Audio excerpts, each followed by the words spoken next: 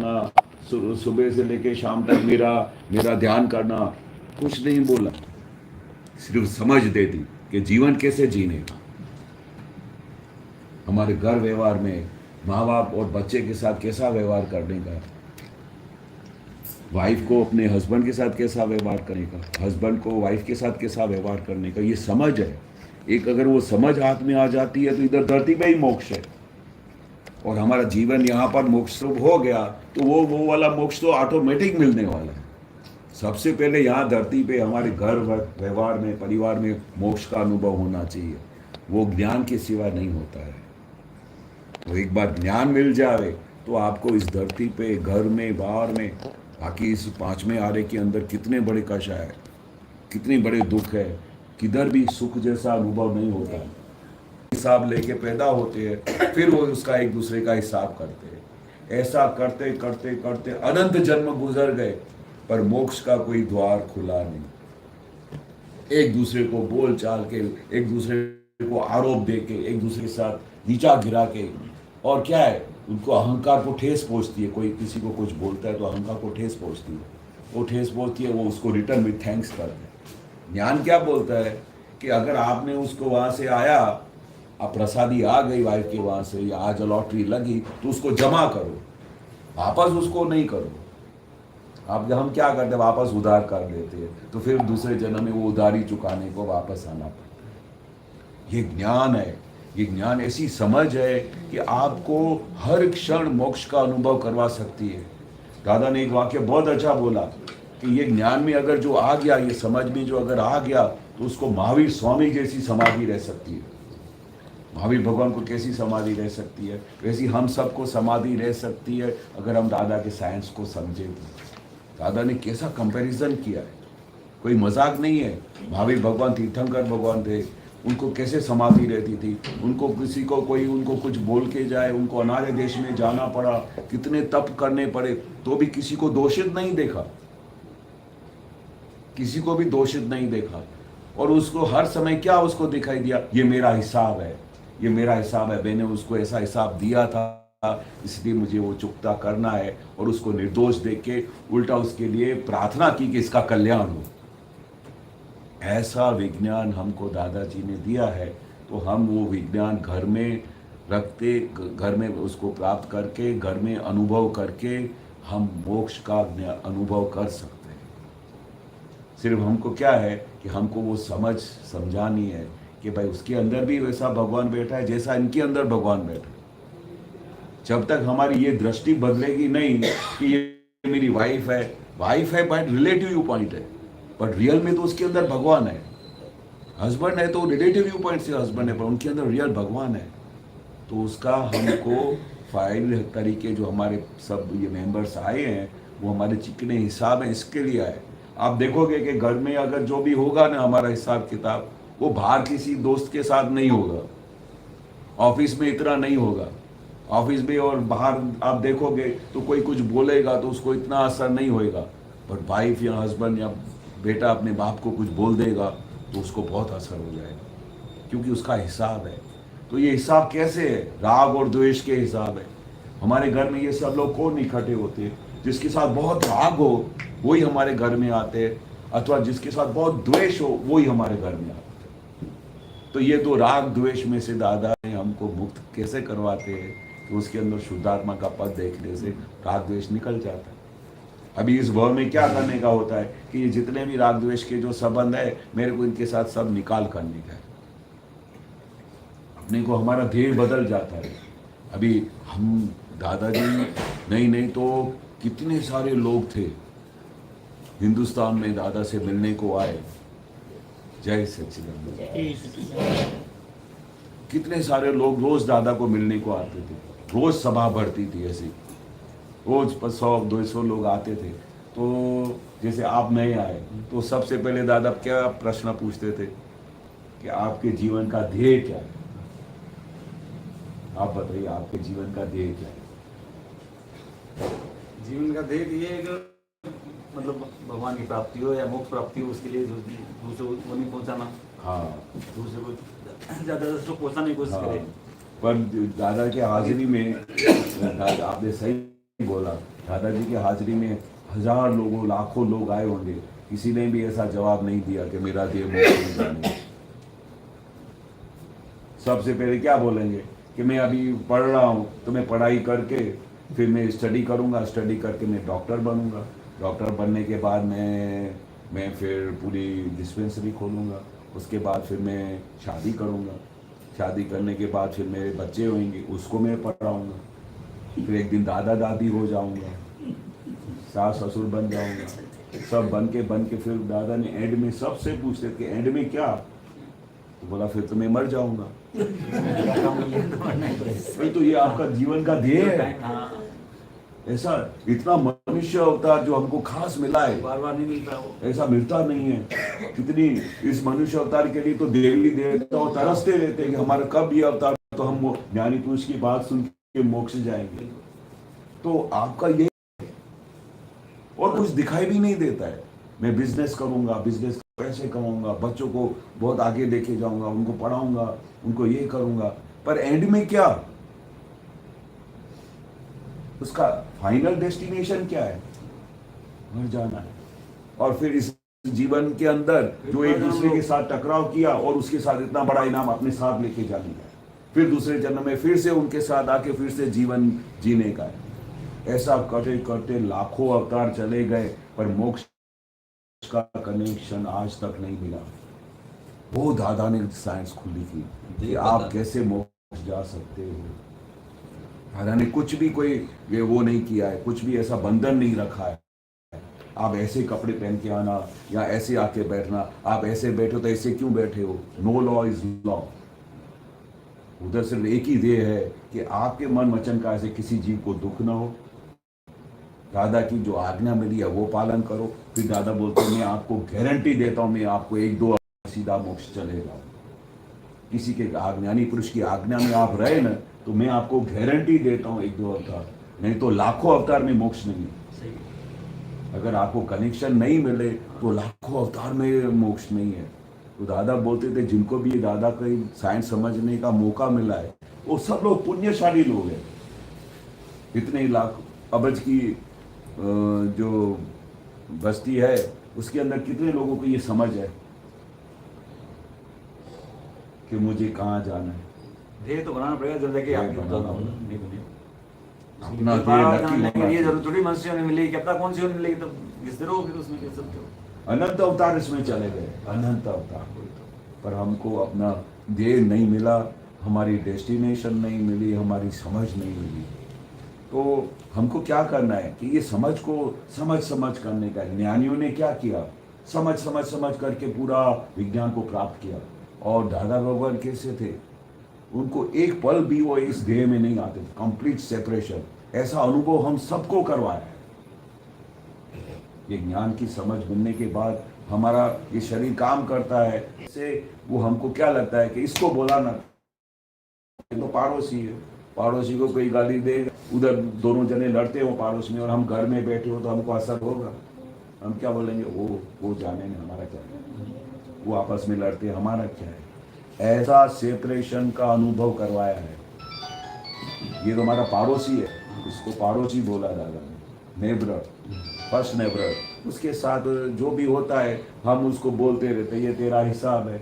सामने से तेरे को कोई बोल जाता है तो ये तेरा हिसाब है, छुट्टी है। हाँ, ये जन्म हमको ये जन्म मिला ही है कि एक दूसरे का हिसाब पूरा करने के लिए। सास बहू का एक दूसरे के साथ हिसाब अनंत अवतार से क्यों ऐसा चलाता है। एक अवतार में सास अपने बहू को वो फायरिंग देती है, उनके साथ हिसाब पूरा करके दूसरे अवतार में बहू सास का रोल अपनाती है।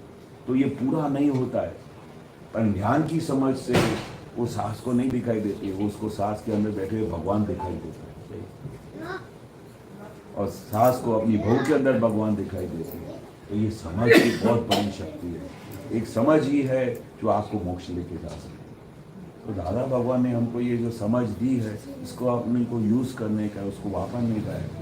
और कहीं भी दादा ने क्या बोला कि अगर आप सुबह को ये 5 बार जो अभी इन्होंने बताया ना कि ऐसा विधि करके 5 बार त्रिमंत्र बोल के निकलने का, और 5 बार शुद्धात्मा के लिए प्रार्थना जो बताया, और फिर ये तो आपकी जो भावना है वो सुपर कंप्यूटर पावर में चली गई।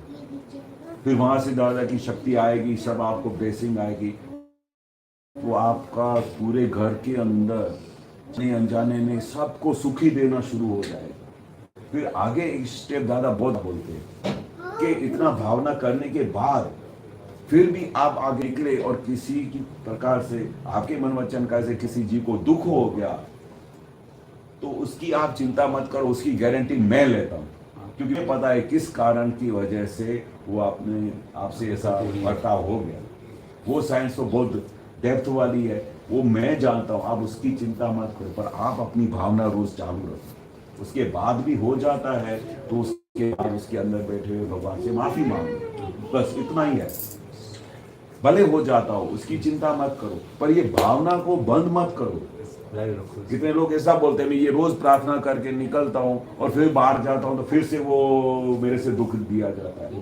पर वो दिया जाता है वो क्यों होता है? वो एक हिसाब पूरा होता है, पर आपकी अंदर से जो भावना थी वो चेंज हो गई, जो पहले कभी चेंज नहीं हुई थी। आपके अंतस्करण में जो भावना थी कि मुझे किसी भी जीव को दुख नहीं देना है, फिर दादा क्या बोलते हैं, बाकी की जवाबदारी मैं लूंगा, भले फिर दुख आपसे दिया जाए, क्योंकि उसका कारण क्या है वो ज्ञानी पुरुष जानते कि कैसे वो एक दूसरे का हिसाब पूरा हो। उसमें आपको ज़्यादा सोचना नहीं, पर दादा से ये शक्ति मांगते जाओगे ना तो जैसे जितनी शक्ति आप मांगोगे ना उसका रिजल्ट आएगा। क्योंकि दादा क्या बोलते हैं, आप जो मांगना चाहे मांगो, आपको मांगने की शक्ति होनी चाहिए, मैं सब कुछ देने को आया।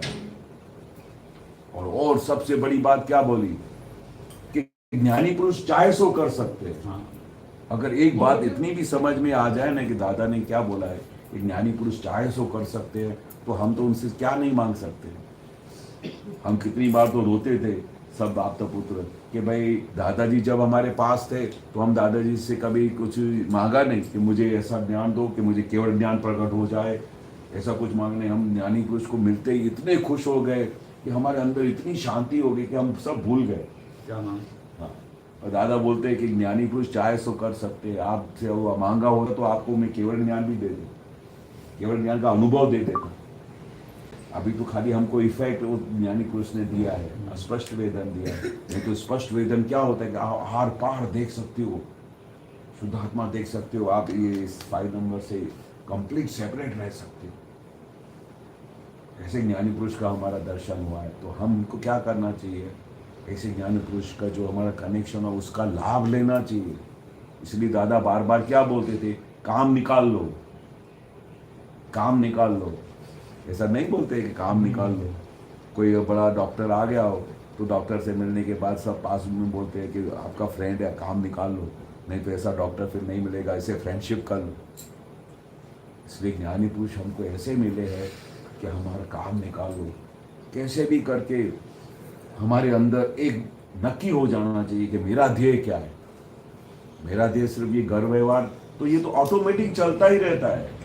हमको ऐसा लगता है कि मैं करता हूँ, मैं इतना बिजनेस में जाता हूँ तो बिजनेस कर सकता हूँ, पर ये व्यवस्थित दान की एक शक्ति है जो सब काम व्यवस्थित ही कर रही है। पर अहंकार क्या बोलता है कि मैं करता हूँ। जैसे ये समझ में से हम बाहर निकलेंगे तो सब आपको दिखाई देगा, ये तो सब ऑटोमेटिक हो रहा है। हम किचन में गए तो अच्छी तरह से सब्जियां बनाई, ये बनाया, तो अंतस्करण में एक भाव तो हो जाता है कि मैं बहुत अच्छा बनाया ये, पर कितने सारे सरकमस्टेंसेस संजोग इकट्ठे होते तब जाके वो चीज़ बनती है। हम तो सब हर एक व्यवहार के अंदर वन ऑफ द एविडेंस है, वो एविडेंस है, वन ऑफ द एविडेंस। बाकी तो व्यवस्थित शक्ति सब कुछ व्यवस्थित ही रख रही है, दिन रात हर एक चीज व्यवस्थित बना रही है। पर लगता क्या है कि हम करते हैं, उसमें से दादा ने हमको बाहर निकाला है। तो ये जो समझ है वो समझ धीरे धीरे हम अपने घर में, परिवार में, ऑफिस में, बिजनेस में, हर जगह पे हम इस्तेमाल करेंगे, यूज करेंगे, तो हमको हर जगह पे मोक्ष का अनुभव होगा। जब से एक बार हमने नक्की कर दिया ना कि मेरे मन वचन का से हर एक जीव मात्र को सुख ही देना है, तो उससे हमारे अंदर की परिवर्तन आ जाता है, पूरा अंदर परिवर्तन हो जाता है। और फिर ये भावना करने से, शक्ति मांगने से हर एक जगह पे सुख देना शुरू होता है। पर हमको क्या है, निश्चय करना है, हमारा ध्येय क्या है, हमारा निश्चय करना है। वो निश्चय हमारे हाथ में आ गया तो हमारा काम हो। आपको कैसा लगता है?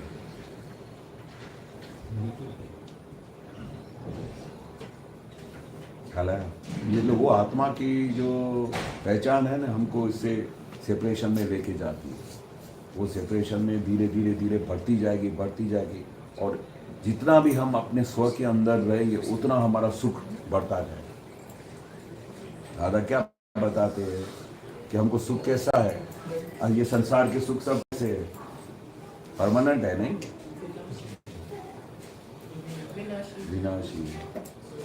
संसार का कोई भी संयोग, जो भी संयोग आपको दिखाई देता है ना, टेम्पररी है, उसमें से परमानेंट सुख आने वाला नहीं है। तो ये टेम्पररी सुख में हम अपना जीवन पूरा निकाल देते हैं। सुख कैसा होना चाहिए, एक बार आने के बाद कभी जाए नहीं, इसको सुख बोला जाता है, उसको परमानेंट सुख बोलते हैं। एक बार आ गया आत्मा का सुख, स्व का सुख आ गया, फिर वो कभी जाता नहीं है। पर बाकी जो संसार के जितने भी सुख है वो टेम्पररी है। तबीयत खराब हो गई, तबीयत अच्छी है तो एकदम बहुत मौज में घूमेगा, मेरे जैसा कोई नहीं, ऐसा कॉलर ऊंचा करके घूमेगा। तबीयत एकदम ठीक है, और जैसे ही तबीयत बिगड़ गई तो फिर क्या हालत हो जाती है। एक बहुत बड़ी लेडी थी, तो वो सत्संग में रेगुलर आती थी, जैन थी, तो वो रोज प्रतिक्रमण करती थी। प्रतिक्रमण करे, क्योंकि जैनों में तो ये बहुत होता है, प्रतिक्रमण करे, भक्ति करे, सब करे। तो दादा को आके बोलती थी, दादा आज मैं 1 घंटा बैठी और बहुत प्रतिक्रमण किया, आज मैंने बहुत सामायिक किया। तो दादा बोलते अच्छा, बहुत अच्छा। फिर पूछे किसने किया? दादा मैंने किया सामायिक। मैं मांगे ना, हाँ मैंने सामायिक किया, मैंने इतने प्रतिक्रमण किए। तो वो रोज आती थी, फिर दादा रोज उससे पूछते थे कैसा चलता है? दादा बहुत अच्छा चलता है, रोज प्रतिक्रमण होते हैं, बहुत मेरे को स्वामी सबके ऐसे दर्शन होते हैं, आपका बहुत निधि ध्यान रहता है, मुझे बहुत आनंद आता है। पर उसके अंदर जो था कि मैं प्रतिक्रमण करती हूँ, तो एक दिन वो आई तो फिर से दादा का वो था, दादा तो जानते थे कि उसको वो जगह पे पकड़ आ गई है कि मैं करती हूँ। तो दादा ने पूछा आज कैसा रहा? तो बोला दादा आज मेरे पग है ना बहुत दुख रहे थे, और मैं आज कुछ भी नहीं कर सकी दादा, आज मैंने एक प्रतिक्रमण नहीं किया। तो दादा ने बोला तू प्रतिक्रमण करती थी कि तेरे पग प्रतिक्रमण करते थे? क्या बोला? इतने दिनों से जो रोज बोल रही थी कि मैं प्रतिक्रमण करती हूँ, तो आज क्यों नहीं किया? बोला दादा मेरे पग दुख रहे, आज मैं प्रतिक्रमण नहीं कर सकती था। तो दादा बोला तेरे पग प्रतिक्रमण कर रहे थे? नहीं दादा मैं कर रही थी। उस दिन से उसको समझ में आई कि ये मन वचन काया क्या है। मन वचन काया का एक भी संयोग सीधा नहीं है तो आपसे कुछ नहीं होता। ये तो सब संयोग अच्छे हैं, आपकी तबीयत अच्छी है, घर में कोई चिल्लम चिल्ली नहीं करता है, घर में कोई आपको ये नहीं बोलता कि मेरे को ये खाना बना के दो, वो खाना नहीं बना के दो। इतने सारे संयोग अगर आपको सब इकट्ठे मिलते हैं तब जाके आप प्रतिक्रमण कर सकते हैं, तब जाके आप ध्यान में बैठ सकते हैं। आप तो बोलते हो कि मैं प्रतिक्रमण करती हूँ, तो ये मैं को दादा ने अलग करके दिया। उसके बाद फिर ज्ञान हाजिर हो जाता है कि अरे प्रतिक्रमण तो ये कर रहा है, मैं तो शुद्ध आत्मा हूँ। शुद्ध आत्मा पर तो खाली ज्ञाता दृष्टा में रहता है, देखता रहता है कि क्या कर रहे हो। तो ये जो समझ है ना, वो दादा के ज्ञान के बाद ऐसा खुला होता है, और उस समझ के बाद हमको पता चलता है कि कौन कर रहा है। दिन रात हमको ऐसा लगता है कि मैं कर रहा हूँ, मैं बिजनेस कर रहा हूँ, मैं पूरा किचन चला रहा हूँ, मैं ये सब बिजनेस करता हूँ, मैं नौकरी ऐसी करता हूँ। ये जब तक समझ है मैं करता हूँ तब तक मार ही खाना है, पूरी जिंदगी मार खाना है। जब जिस दिन ये समझ में आ जाए कि करता कौन है, उस दिन आपको मार खाना बंद हो जाएगा। फिर आपको कोई क्लेम नहीं करेगा, क्योंकि आपको रहस्य पता चला कि करता कौन है। व्यवस्थित शक्ति सब कुछ व्यवस्थित ही चलाती है, पर हम बोलते हैं हम सब क्या है, वन ऑफ द एविडेंस है। एक एविडेंस हिंदी में क्या बोलते हैं? एविडेंस, साक्षी। हाँ, हम एक छोटे में छोटा साक्षी हैं किसी भी काम के लिए। एक छोटे में छोटा साक्षी है, बाकी तो सब व्यवस्थित शक्ति सब संजोग इकट्ठा करके देती है, तब जाके काम होता है। तो इतनी समझ में से हमारा पूरा अहंकार उड़ जाता है, और अहंकार चला गया तो समाधि, समाधि, निरंतर समाधि। तो ये तीर्थंकर भगवान ज्ञानी पुरुष ये इस अहंकार में से हमको तुड़वा के बाहर निकाल के लेके आते। वे निरंतर समाधि रहते हैं। फिर दादा बोलते जाके करो काम, किचन में काम करो, सब बाहर का काम करो, बिजनेस करो। ये एक ऐसा विज्ञान है जो हमको समझ दिया है। नहीं तो बाकी सब जगह पे क्या होता है, आज तो आपको इतने तप करना पड़ेगा, इतने जप करना पड़ेगा, इतने सब आपको कलम याद करनी पड़ेगी।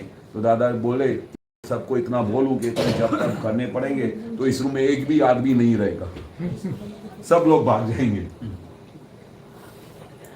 क्योंकि किसी को फुर्सत ही नहीं है जप तप करने के लिए। दादा ने कहा सबको रोकड़ा ज्ञान चाहिए, सीधा मोक्ष में जाने का। इसलिए दादा ने क्या बोला कि मैंने आपको स्टेप बाय स्टेप वाला रास्ता नहीं दिया है। स्टेप बाय स्टेप वाला मैं रास्ता देता तो आप तो कर करके मर जाओगे। इसके लिए तो बहुत तप करने के लिए, जप करने के लिए त्याग करना पड़ता है। कितनी मेहनत है, कितनी मेहनत करनी पड़ती है। तो वो बोलेंगे कि दादा ये मोक्ष आप अपने पास रखो, मुझे नहीं चाहिए ये वाला मोक्ष। मोक्ष मुझे कैसा होना चाहिए, खिचड़ी बनाने से भी इजी होना चाहिए। तो दादा ने वो हमको मोक्ष दे दिए। उठते बैठते, बच्चों की शादियां कराते, सबको खुश करते, सास बहू का संबंध निभाते, हस्बैंड वाइफ का संबंध निभाते, बिजनेस करते, सब कुछ करते, तुम मोक्ष में जा सकते हो, ऐसा ज्ञान दिया है। सब कुछ करते, शादी हो बच्चे की तो शेरवानी पहन के डांस भी करने का, नाचने का, तो भी वो आपको दिखाई देगा कौन डांस करता है। ये पड़ोसी डांस करता है, मैं तो शुद्धात्मा हूं। ऐसा निरंतर रहता है ये ज्ञान में। इतनी शक्ति है, गजब की शक्ति है। खाली वो समझ को पकड़ लेने का कि ये क्या है ज्ञान, क्या है समझ। ये समझ हाथ में आ जाए तो हर पल आपको मोक्ष अनुभव होएगा। इधर धरती पे सास अगर बहू को डांटती है, कुछ भी बोलती है, तो बहू को क्या दिखाई देगा, मैंने अपनी सास को इतना दिया होगा ना लास्ट बर्थ में, इसलिए वो रिटर्न विद थैंक्स कर रही है, तो हे भगवान उसका भी भला करना। ऐसा ज्ञान काम करता है। बहू अगर सास को कुछ गुस्से हो जाती है तो सास को क्या उन समय ज्ञान के मिलने के बाद क्या वर्तन हो जाता है उसका, कि हाँ मैंने उसको लास्ट बर्थ में दिया होगा ना ऐसा, इसलिए वो वापस दे रही है। हे दादा भगवान मेरे को जमा करने की शक्ति दो और उसका कल्याण करो, उसको माफ कर दो। ऐसा भाव होता है। और वो कैसे होता है, ज्ञान की समझ से। अगर ये ज्ञान की समझ नहीं है तो आप सुबह से लेकर शाम तक दूसरों में से दोष ही दिखाते रहोगे। एक बार दादा ने मेरे से पूछा कि केशव तेरे अंदर कितने दोष दिखाई देते हैं। मैं दादा की बहुत सेवा करता था, इतनी सेवा करता था कि मैं सोचा कि अभी तो मैं ऐसा भगवान ही बन गया। तो मेरे को तो ऐसा लगा, मैं थोड़ा विचार में पड़ गया कि दादा ने क्या प्रश्न पूछा है कि मेरे कितने दोष होते हैं। तो मैं ऐसा आँख बंद करके थोड़ी बार बैठा और ऐसा सोच रहा था कि शायद क्या दोष हो सकते हैं। मैं घर में तो बहुत अच्छा काम करता हूँ, अपने माँ बाप की सेवा करता हूँ, रात को सोते समय मैं अपने माँ बाप के पग दबाता हूँ, पैर दबाता हूँ। मम्मी कुछ बोलती है तो जाके सब, मेरी उम्र बहुत 20-25 साल की थी उस समय, और दादा को नया नया हमको ज्ञान मिला था, तो बहुत अच्छा लगता था। एक तो ज्ञानी पुरुष के साथ रहने को मौका मिले, और फिर दादा की बहुत, दादाजी का कैसा व्यवहार था कि जिससे भी एक बार मिले ना तो उनके साथ इतना ऐसा हो जाता था कि मैं कितने भाव से दादाजी को जानता। और दादाजी हमको ऐसा प्रेम देते थे कि हमको लगे कि मैं दादाजी का खास भक्त हूँ, इतना अटैचमेंट रहता था। तो दादाजी ने जब ऐसा प्रश्न पूछा, मैंने आंख बंद करके काफ़ी देर बैठा रहा और मैं सोचता रहा, तो मेरे को कोई दोष नहीं दिखाई दिया। तो फिर दादा ने बोला, दादा मेरे से स्कूल से तो एक आध दोष कोई हो जाता होगा, पर मुझे कुछ दिखाई नहीं दे रहा है। तो दादा बोला, फिर से सोच के बता। फिर मैं आंखें बंद करके बैठा तो भी एक भी दोष दिखाई नहीं दिया। दादा मेरे को तो कुछ दिखाई नहीं देता है। तो हम क्या है, हम अपने घर में 8 भाई और 1 बहन है, 9 मेंबर्स, फिर मम्मी डैडी, फिर वो उन सब की शादियाँ, फिर उनके बच्चे, ऐसे घर में हमारा 30-32 लोगों का परिवार है, बहुत बड़ा परिवार। तो उस परिवार में रहते हुए, इतने सारे लोग रहते हुए, कुछ ना कुछ तो वो गड़बड़ होती होगी कि नहीं होती होगी। इतना बड़ा परिवार और हम एक ही घर में रहते थे, इतने सारे लोग। पहले ज़माने में ऐसा था हाँ, संयुक्त परिवार कि का। एक ही बहुत बड़ी हवेली बनाते थे, तो उधर से सभी बड़े बड़े कमरे, और हम फिर टेरिस में जाकर लाइन लगा के सब सो जाते थे गर्मियों के दिन में। बहुत बड़ा परिवार। तो जब दादा ने ये पूछा, इतने बड़े परिवार में रहते हुए, तो दादा ने फिर दूसरा प्रश्न पूछा कि तेरे इतने सारे भाई है और इतने सब घर का परिवार है, उनके दोष मैं तेरे को पूछूं कि उनके अंदर कितने दोष है। तो दादा को मैंने, दादा उनके अंदर तो बहुत दोष है। मेरा भाई ऐसा करता है, मेरी बहन मेरे को आखा दिन चिल्लाती रहती है, मेरी मम्मी ऐसा करती है, मेरे पापा तो दिन रात हिटलर की तरह मेरे पास बम्बार्डिंग करते हैं, तू कुछ काम नहीं करता है। ऐसे मेरे मुंह से निकल गया, दादा इतने मेरे दोष दिखाई देते कि पूछो नहीं। क्या बोला कि खुद का एक भी दोष दिखाई नहीं देता है, और दूसरों को जब बोला तो उनके इतने सारे दोष दिखाई देते। मेरी तो टेप बंद ही नहीं हो रही थी, इतने दोष। मेरी बहन ऐसा करती है, लिस्ट बंद ही नहीं हो रही थी। फिर दादाजी ने पता है क्या बोला कि दूसरों के दोष देखने में तू इतना बड़ा माहिर है, पर तेरे एक भी दोष दिखाई नहीं देते। तेरे तो पार बगर से ज्यादा दोष होते हैं दिन में। एकदम शॉक हो गया मैं। पार वगर के दोष मतलब गुजराती में पार वगर यानी क्या बोलते हैं हिंदी में, हद से ज्यादा दोष होते, तो तुमको दिखाई नहीं देता। क्योंकि हम क्या करते हैं, हमेशा हम अपना प्रोटेक्शन करते हैं, मेरे जैसा कोई नहीं, मेरे जैसा नहीं। बोला दादा पर ऐसे मेरे कौन से दोष होते हैं, सब आपको दिखाई देते हो, मेरे को दिखाई नहीं देता है। तो बोला तू प्रतिक्रमण करना और घर में जाके 1-1 घंटे का सामायिक करना, तो धीरे धीरे तेरे को पता चलेगा। तो दादा ने ऐसी सिद्धि डाली, पहले तो एक भी दोष दिखाई नहीं देते, पर दादा ने जो ये वाक्य बोला कि तेरे पार वगैरह के दोष होते, हद से ज़्यादा दोष होते, तो ऐसे कैसे दोष होते होंगे। तो सुबह को घर में मम्मी अंदर रूम में आई, डैडी अंदर आए, उनके अंदर मैंने रियल रिलेटिव नहीं देखा, शुद्धात्मा भगवान नहीं देखा, बहुत बड़ा दोष किया। सबके अंदर शुद्धात्मा का दर्शन करने का तो दोष ने दर्शन नहीं किया। भाई ने तेरे को बोला आज फैक्ट्री में क्यों नहीं गया, और डांटा तेरे को, तो तूने उसके ऊपर डबल डांटा कि आपको पता नहीं है कल मैं नाइट करके आऊँ, आप मेरे को ऊपर इतना बोलते हो। बोला ऐसा क्यों बोला, ये तेरा दोष है। तो तेरे को बोलता है जाना है तो जाना चाहिए था, क्योंकि तेरा हिसाब है। ऐसा करते करते दादा ने मुझे इतने दोष दिखाए कि मुझे पता चला ओ हो इतने सारे दोष होते हैं और हमको पता भी नहीं चलता है। और जिसकी वजह से वो सामने वाला हमारे से वैर बांधता है, हमारे से पूरा अंदर से निश्चय करता है कि मैं इसको नहीं छोड़ूंगा, इसने मेरे साथ ऐसा बात किया, इसको मैं नहीं छोड़ूंगा। और हमको पता भी नहीं चलता कि वो अंदर उसके बैठे हुए भगवान हमारे से वैर बांधता है। और ऐसा करते करते हमारा दूसरा जन्म होता है, फिर तीसरा जन्म होता है, और मोक्ष का तो कोई ठिकाना ही नहीं पड़ता। तभी दादा ने बोला कि अबजो रुपया खर्चे, जो इंसान अबजो रुपया भी खर्चे न तो भी ऐसा ज्ञान नहीं मिले, ऐसा ज्ञान आप सब लोगों को मिल गया। कोई मजाक नहीं है, आपने कुछ न कुछ पुण्य किया होगा लास्ट बर्थ में, कितने बर्थ में, तभी जाके ज्ञानी पुरुष का कनेक्शन मिलता है, नहीं तो कनेक्शन भी नहीं मिले, ये बात भी सुनने को नहीं मिले, ऐसा बोलते जाते। तो हमको हमारा इतना पुण्य है तो उसका पुण्य का अभी लाभ लेवे। दादाजी समझ को ऐसा पकड़ में लाए कि वो पकड़ हाथ में आ जाने के बाद हर पल हमको समाधि रहे। दादा का ध्येय क्या था कि जो भी जीव मेरे को मिला है वो मोक्ष को प्राप्त करे, उसको ऐसा ज्ञान मिले ताकि उसके घर में मोक्ष का अनुभव हो, उसके घर में सुख हो और बाहर भी सुख हो, हर एक जगह पे वो सुख दे और अंदर भी खुद के सुख में रह सके, ऐसा ज्ञान दिया। तो ये समझ धीरे धीरे धीरे कैसे होगी, दादा ने ये बात अच्छी बताई कि सपोज आपने कोई कार्य किया, कुछ गलत काम हो गया, किसी ने कहाँ से कुछ बम्बार्डिंग आ गई, वाइफ की या हस्बैंड की बम्बार्डिंग आ गई, उस समय एक बार अगर आपने उस समय अपने आप को समता में रखा, जिस समय वो गुस्से होते उस समय आपको समता में रखा, उसको निर्दोष देखा और उसके अंदर शुद्धात्मा देखा, और उसके बाद ये आपने तय किया कि ये मेरा हिसाब है, उसने मेरा हिसाब पूरा किया, जो मेरा उदय क्रम आया है वो उदय क्रम मेरा पूरा हुआ, और भगवान को आप प्रार्थना करते हो भगवान उसको क्षमा कर देना, उससे ऐसा मुँह से निकल गया, उसका कोई दोष नहीं है। तो ऐसा एक बार आपने ऐसे संजोग में शांति से उसको निपटा दिया तो वो शक्ति एक बार मिलने से मल्टीप्लाई होती है।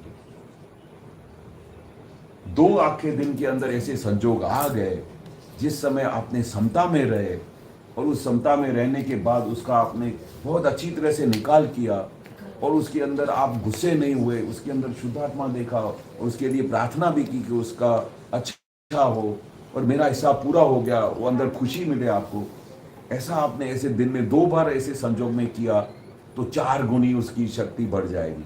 4 ऐसे संयोग आएंगे जहां पर आपको समता रहेगी, तो 4 मल्टीप्लाई बाय 4 16 टाइम्स ऐसे संजोग आएंगे तो आपकी शक्ति बढ़ जाएगी। तो खाली स्टार्ट करना है कि एक बार मुझे ऐसा संजोग आ जाए पूरे दिन के अंदर जिस समय मैं समता में रहूं और उसको निर्दोष देखूं और उसको कुछ भी ब्लेम नहीं करूं और मैं समझूं मेरा हिसाब है और जमा कर डालूं, तो वो शक्ति आपकी देखो कैसे बढ़ती जाती है। और ऐसी शक्ति दिन में अगर 100 ऐसे संजोग आते हैं, 25 संजोग आते हैं, उसमें आप समता में रहे तो घर में स्वर्ग होगा कि नहीं होगा, आप कल्पना नहीं कर सकते। स्वर्ग की बात आ गई तो मैं आपको एक बात बताऊं, हमारा बहुत बड़ा परिवार, जैसे मैंने बताया 8 भाई 1 बहन, तो कितनी अथरामन होती होगी। फिर उनकी वाइफ, उनकी बहू, सब जो लेडीज, फिर उनके बच्चे। अभी बार बार ऐसा चलता हो, हर एक को अपनी अपनी बात समझ में आए। पिताजी को बोले कि हम इतने 8 भाई एक घर में तो रह नहीं सकते, कुछ करो, कुछ फैक्ट्रियाँ सब अलग कर दो, सब घर सबको अलग अलग बना के दो। अभी पिताजी बोले कि अभी इतनी तो शक्ति है नहीं कि मैं 8 बंगलो बनाऊं, 8 फैक्ट्रियाँ बनाऊं आप लोगों के लिए, तो एडजस्ट करो, थोड़ा एडजस्ट करो। ऐसा समय टाइम आएगा तो सबको कर देगा, पर टाइम के इतना पेशेंस होना चाहिए ना। रोज टेबल पे हमारे घर में जॉइंट फैमिली, तो सब लोग साथ में बैठे खाना बनाए, तो एक के हस्बैंड को दूसरी भाभी का खाना पसंद नहीं आवे, दूसरी भाभी को तीसरे का खाना पसंद नहीं आवे, तो सब लोग एक दूसरे को ब्लेम करें। हाँ, तो तुम्हारा हस्बैंड है तो उसके लिए उसकी सब्जी तो तुम खास बनाओगी ना, अब ये मुझे करेला अच्छा नहीं लगता है और तुम रोज उसको करेला अच्छा लगता है तो रोज करेला बनाओगी तुम। ऐसा एक दूसरे को मुंह पे बोल डाले, और बोलने में तो कोई कमी रखता नहीं है। ऐसा बहुत धमाल चले घर में, बड़े परिवार में। तो भी हमारे पिताजी को क्या इच्छा थी कि सब जॉइंट फैमिली में रहे, उनको ऐसा था सब बच्चे एक ही घर में रहे। पहले ज़माने में ऐसा बहुत होता, सब बच्चे घर में रहे, तो ऐसा चलता रहता, सब दूसरे को एक दूसरे को ब्लेम करे, ऐसा करे। ऐसे में हमको दादा भगवान का ज्ञान मिल गया। बहुत बड़ी महाभारत चलती हो पूरे घर में, इतने सारे बच्चों में, और फिर अगले जन्म का भारी हिसाब भी लेके आए हो, और भारी हिसाब हो तो फिर तो रोज़ अथरामन तो होनी थी। और जो क्यों हमारे घर में सब एक दूसरे के इतने सारे लोग मिले, क्योंकि सबका एक दूसरे के साथ बहुत भारी हिसाब था, चीकना हिसाब था, जो हमको पूरा करना ही था। ये तो हमारे एक भाई ने तो दादाजी को ऐसा भी बोला कि दादा भगवान, अगर आप हमको नहीं मिलते तो हम सब 8 भाई मेंटल हॉस्पिटल में होते। क्या बोला? मेंटल हॉस्पिटल, तो क्योंकि सब एक दूसरे के बाल नोच के पूरा कर डालते। फिर बहुएं आपस में लड़ती, वो बहुएं उधर लड़े, भाई उधर लड़े, माँ बाप परेशान होके पूरा दादा के सामने आके बैठ जावे, दादा ये कैसा हो, मेरा घर हो गया है, क्या हो गया है। तो ऐसा धमाल चलती रहती थी, और क्या हमारा हिसाब भी पूरा होता रहता था। तो दादा को पता चल गया कि ये परिवार को मुझे स्पेशली कुछ अलग ट्रीटमेंट देनी पड़ेगी। कितने तो सहज होते हैं जो दादा भगवान को मिलते ही 2 मिनट में समझ जाते हैं, और इतने सरल होते हैं, दादा का ज्ञान मिलते ही इतना उनको आनंद आ जाता है कि सब घर में सब सुलट जाता है। पर कितने भारी हिसाब है उसको कैसे सुलटाना पड़े, उसको तो कोई साइंटिस्ट हो, ज्ञानी पुरुष हो, वही सुलटा सकता है। तो दादा ने क्या बोला कि इनका मुझे स्पेशल ट्रीटमेंट करना पड़ेगा। तो एक दिन हमारी मदर थी ना, वो बहुत भावुक थी, वो बहुत भक्ति वाली थी। तो उसने दादाजी को बोला, तो दादाजी आप हमारे घर पे आओ ना, तो उधर सत्संग रखे, हमारा बहुत बड़ा बंगलो है, तो उधर 400-500 आदमी बैठ सकते हैं लॉन में और वो सत्संग कर सकते हैं। तो आप दादा भगवान आओ ना, हम सब महात्मा को खिलाएंगे, सब करेंगे। दादा भगवान एकदम तैयार होते, नहीं तो दादा भगवान बोलते टाइम आएगा तो हम आएंगे। बरोबर, हमारा बहुत सत्संग हर जगह पे चलता है, क्योंकि दादाजी को हमारा काम जो करना था। तो दादाजी ने ऑन द स्पॉट हाँ बोल दिया, हाँ हाँ कमला बहन, हम आपके घर पे जरूर आएंगे। और फिर हमारे घर में सत्संग करना शुरू कर दी, 1 बार 2 बार, फिर उधर ज्ञान विधि भी होने लगी, 17 टाइम्स ज्ञान दिया। तो जैसे ही दादा भगवान हमारे घर पे आने लगे ना, तो सबके अंदर परिवर्तन होने लगा, सबके अंदर। क्योंकि ज्ञानी पुरुष का ऐश्वर्य कैसा होता है, ज्ञानी पुरुष आ जाए तो उनके खाली बैठने से, उनके खाली उनको देखने से, उनकी निधि ध्यासन करने से अंदर पूरा परिवर्तन हो जाता है। और दादा का ज्ञान भी रोज निकलने लगा, एडजस्ट एवरीवेयर। एडजस्ट एवरीवेयर ऐसा हथियार मिला कि कुछ भी संजोग आ जाए, सबसे मुझे पहले एडजस्ट होने का है, भाई को मेरे साथ एडजस्ट नहीं होने का है। जो कुछ बना वो न्याय है, बन्यूते न्याय। जो कुछ घर में बनता है, किसी ने उसको बोल दिया आज खाना गलत बन गया, तो वो न्याय है। आज मेरा खाना ऐसे ही खाने का था, आज मेरे को अंदर करेला खाना ही था क्योंकि उसकी रिक्वायरमेंट थी। ऐसी दादा की छोटी छोटी समझ सबको सुनाई देने लगी। और ज्ञानी पुरुष जिस अवस्था में रहते हैं, जैसे रहते हैं, और वो जो बातें करते हैं, तो हम सुनने लगे। तो धीरे धीरे धीरे सबके अंदर परिवर्तन आने लगा। पहले तो कभी एडजस्टमेंट का नाम ही नहीं था, अभी तो हर जगह पे एडजस्ट हो जाए। भाई बोले कि नहाने को मैं पहले जाऊंगा, 2 बाथरूम 3 बाथरूम, उसमें कितने जने लाइन लगाएंगे, तो हम क्या बोलेंगे, तू पहले जा, चलो। अब ये हमने क्या किया, एडजस्टमेंट किया, तू पहले जा, तेरे को जल्दी जाना है ना, पहले तो सबसे पहला मेरा नंबर है, मैं जाऊंगा पहले, तेरे को जल्दी जाना है तो सुबह को 5 बजे उठा कर। ऐसा हम सिक्सर मारते थे भाइयों, इतनी उतावल है। जब मैं लाइन में खड़ा हूँ, अभी क्या परिवर्तन हो गया है, उसको जल्दी जाना है, एडजस्ट हो जाओ, उसको पहले जाने दो। फिर तो लेडीज़ लोग का क्या था, जिस लेडी को बहुत खाना अच्छा बनाने को आता था, तो मम्मी बोले कि तू ही खाना बनाएगी इतने बड़े परिवार में। बोले मम्मी मैं रोज़ इतने जनों का खाना नहीं बना सकती हूँ। तो एडजस्टमेंट शुरू हुआ। सब लेडीज़ ने बोला हर दिन एक लेडी घर में खाना बनाएगी, तो 7 लेडी का 7 दिन के बाद नंबर आएगा। ये क्या किया, एडजस्टमेंट किया दादा के विज्ञान। नहीं तो क्या है, इसका खाना मुझे पसंद नहीं, कोई घर में मगजमारी नहीं करेगा। और एक बार तो क्या हुआ कि जो खाना बनाया था, तो दादा भगवान ने बोला क्या तो अच्छा खाना बनाया है। अभी जिसको हम रोज़ कंप्लेन करते थे, तुमको खाना ही नहीं बनाने को आता है, तेरे को खाना ही नहीं बनाने को आता है, दादा ने बोला बहुत अच्छा खाना बनाया, खा गए दादा। तो ये हमको क्या सिखाया दादा ने, एडजस्टमेंट। जो भी खाना आया उसकी आज की रिक्वायरमेंट है, खा लो। तो ऐसी धीरे धीरे जो दादा भगवान के ज्ञान की समझ आती गई, जो कुछ घर में बनता है वो न्याय है, एडजस्ट एवरीवेयर करो। और आज तेरे को मम्मी ने बोला कि ये काम करने का है, और तेरी तबीयत भी ठीक नहीं थी, तो भी तेरे को ऐसा बोला, तो भोग गई उसकी भूल। जो भोगता है उसकी भूल है, क्योंकि आज क्यों तेरा नंबर लगा, तेरा ही गुनाह है, तूने ही दुख दिया है, इसलिए आया। तो ऐसी सब छोटी छोटी बातों को समझ में जैसे आती गई, सबके अंदर परिवर्तन होने लगा। पूरा घर परिवर्तन हो गया, पूरा घर परिवर्तन हो गया। जो पिताजी किसी के सामने झुके नहीं थे, एक दिन घर में सत्संग में आके बैठे, तो पिताजी साष्टांग नमस्कार किया दादा भगवान को। साष्टांग नमस्कार करके क्या बोला, दादा भगवान आपने हमारे घर को स्वर्ग बना दिया, आपने हमारे घर को स्वर्ग बना दिया। ऐसे क्या किया होगा दादा ने। पिताजी दिन रात सोचते रहते थे कि इतने सारे परिवार को मैं टैकल कैसे करूं, किसी को मैं समझा नहीं सकता हूं, कोई हर एक बात कोई समझता नहीं है।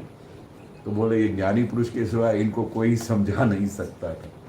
तो ये एक छोटी सी समझ है जो हमारे घर परिवार में स्वर्ग ला सकती है।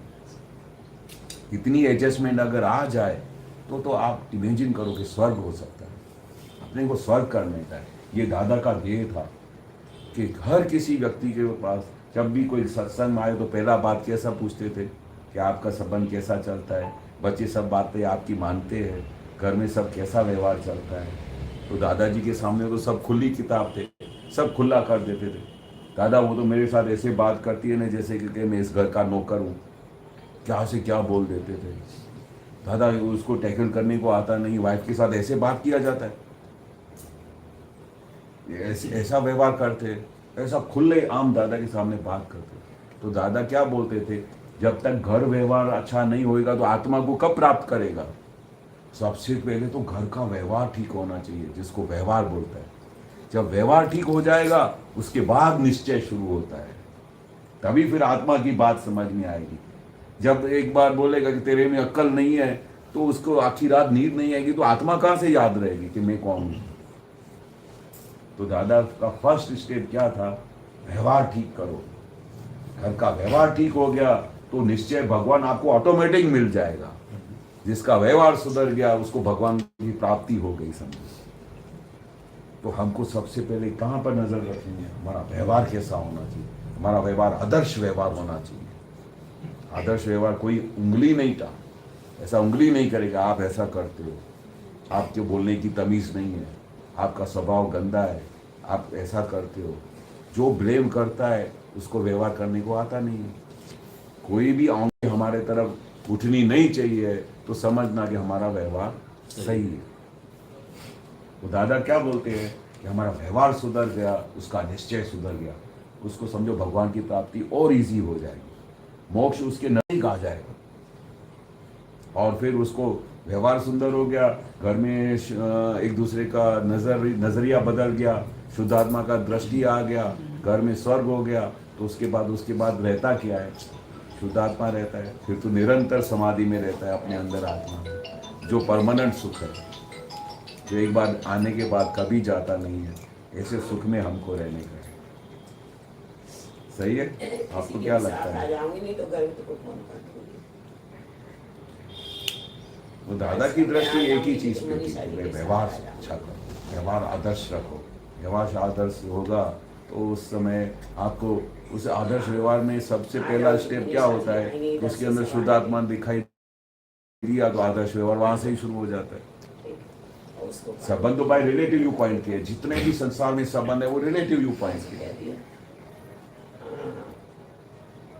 एक पद ले ले, किसके ही संबंध में है।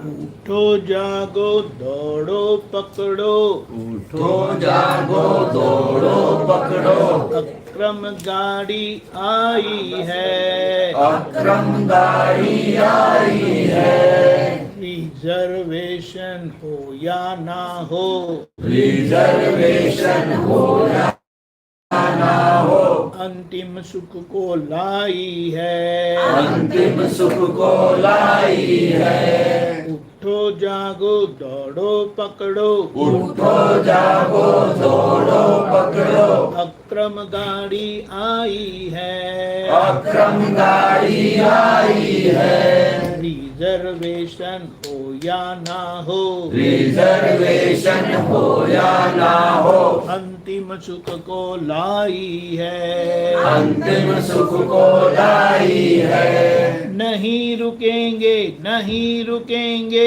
नहीं रुकेंगे नहीं रुकेंगे, दादा भगवान नहीं रुकेंगे, दादा भगवान नहीं रुकेंगे। यह दुनिया के प्लेटफॉर्म को, ये दुनिया के प्लेटफॉर्म को सलाम करते जाएंगे, सलाम करते जाएंगे।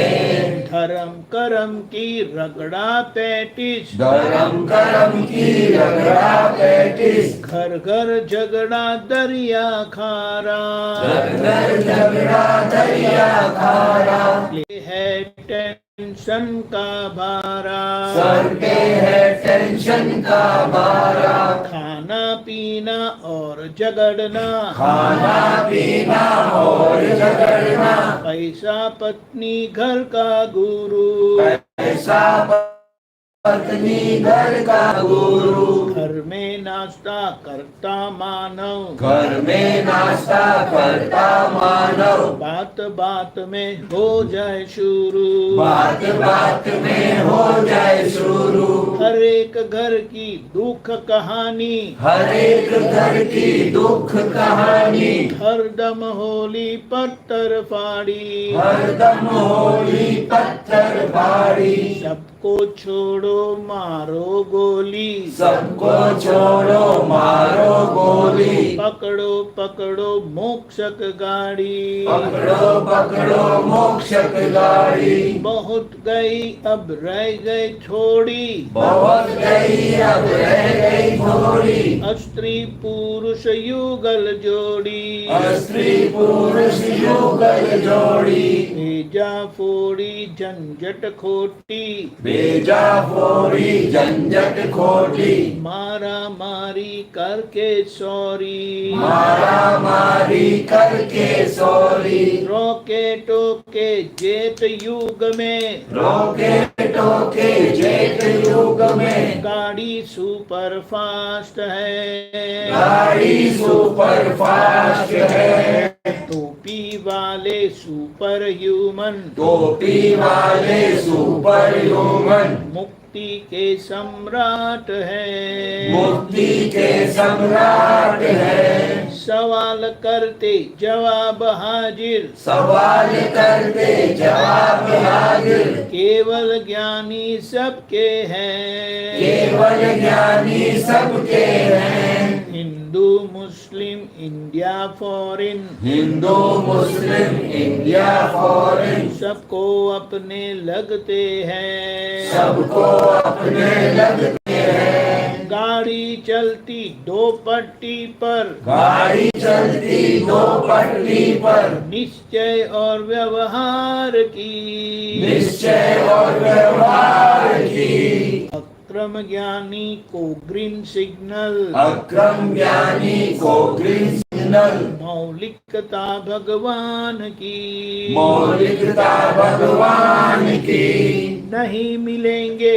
नहीं मिलेंगे, नहीं मिलेंगे नहीं मिलेंगे। ज्ञानी पुरुष नहीं मिलेंगे, ज्ञानी पुरुष नहीं मिलेंगे। पत्थर पे माथा फोड़ोगे, पत्थर पे माथा फोड़ोगे। फिर भी दादा नहीं मिलेंगे, फिर भी दादा नहीं मिलेंगे। चारों युग में नहीं मिलेंगे, चारों युग में नहीं मिलेंगे। कल की अवतार नहीं मिलेंगे, कल की अवतार नहीं मिलेंगे। दौड़ो दौड़ो अब भी समझो, दौड़ो दौड़ो अब भी समझो। मुक्ति दानी नहीं मिलेंगे, मुक्ति दानी नहीं मिलेंगे।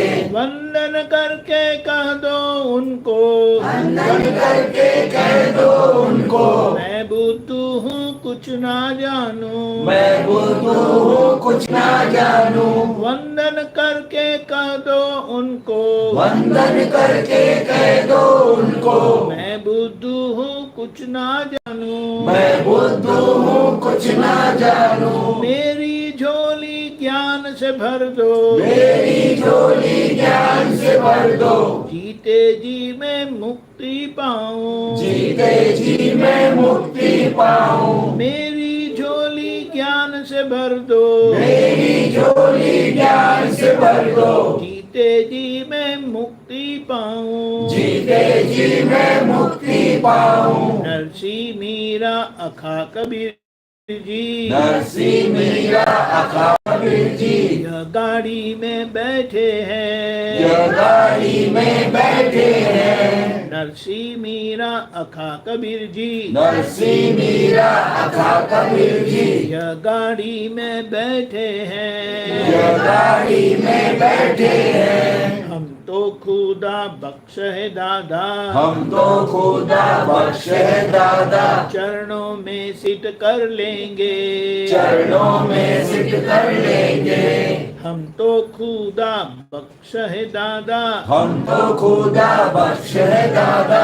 चरणों में सिट कर लेंगे, चरणों में सिट कर लेंगे। चरणों में सिद्ध कर लेंगे, चरणों में सिद्ध कर लेंगे।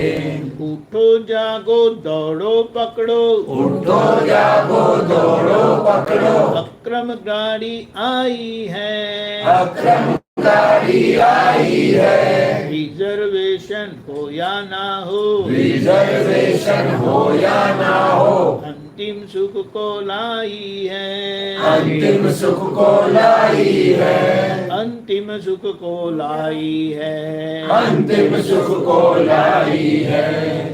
जय सच्चिदानंद। जय अभी इसमें से किन किन लोगों को यह ज्ञान की प्राप्ति हो गई है, किन किन लोगों का बाकी है? अरे भगवान से शादी हुई कि नहीं वो भी पता नहीं है, ये हो गई कि नहीं वो भी पता नहीं है। किन लोगों की शादी बाकी है भगवान से?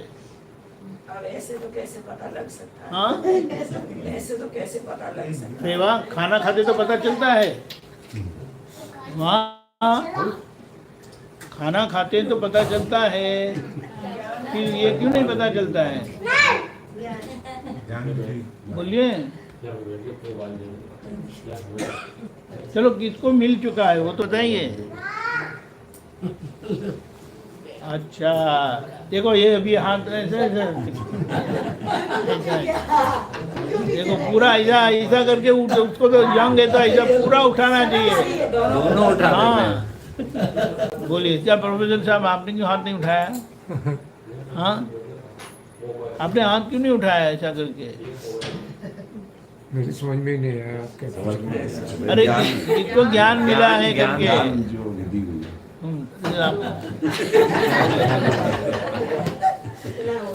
ऐसा है।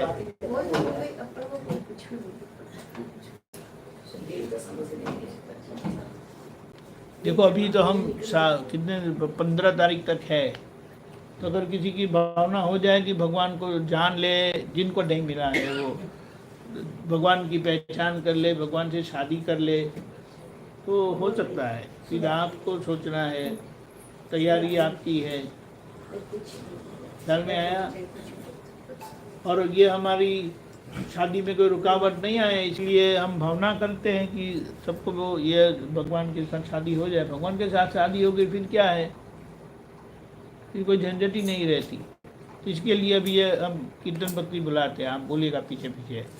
दादा भगवान ना असीम जय जयकार हो, दादा भगवान ना असीम जय जयकार हो, दादा भगवान ना असीम जय जयकार हो, दादा भगवान ना असीम जय जयकार हो, दादा भगवान ना असीम जय जयकार हो, दादा भगवान ना असीम जय जयकार हो, दादा भगवान ना असीम जय जयकार हो, दादा भगवान ना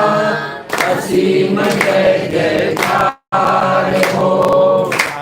दादा भगवान ना असीम जय जयकार हो, दादा भगवान ना असीम जय जयकार हो, दादा भगवान ना असीम जय जयकार हो, दादा भगवान ना असीम जय जयकार हो, दादा भगवान ना असीम जय जयकार हो, दादा भगवान ना असीम जय जयकार हो, दादा भगवान ना असीम जय जयकार हो, दादा भगवान ना असीम जय जयकार हो, दादा भगवान ना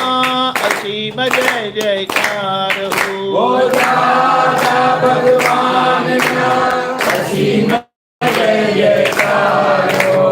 दादा भगवान ना असीम जय जयकार हो। दादा भगवान ना असीम जय जयकार हो। दादा भगवान ना असीम जय जयकार हो। दादा भगवान ना असीम जय जयकार हो। दादा भगवान ना असीम जय जयकार हो। दादा भगवान ना असीम जय जयकार हो। दादा भगवान ना असीम जय जयकार हो। दादा भगवान ना असीम जय जयकार हो। दादा भगवान ना असीम जय जयकार हो। दादा भगवान ना असीम जय जयकार हो।